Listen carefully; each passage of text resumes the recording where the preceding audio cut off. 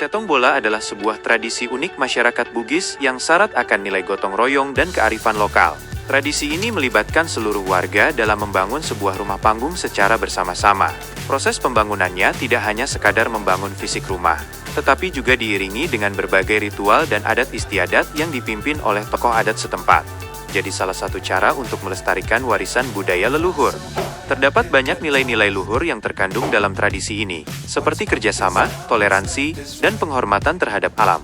Selama proses pembangunan, dilakukan berbagai ritual adat seperti pembacaan doa. Setelah rumah selesai dibangun, diadakan upacara khusus untuk menyambut penghuni baru. Makna di balik Patetong bola.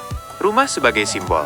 Rumah bukan hanya sekadar tempat tinggal, tetapi juga simbol kehidupan, keluarga, dan masyarakat. Proses membangun rumah diibaratkan dengan siklus hidup manusia, dari lahir, tumbuh, hingga meninggal. Harmoni dengan alam, pemilihan bahan bangunan dari alam dan pelaksanaan ritual menunjukkan penghormatan terhadap alam dan lingkungan. Meskipun memiliki nilai-nilai yang sangat positif, perkembangan zaman dan gaya hidup modern membuat sebagian masyarakat lebih memilih membangun rumah dengan cara yang lebih praktis.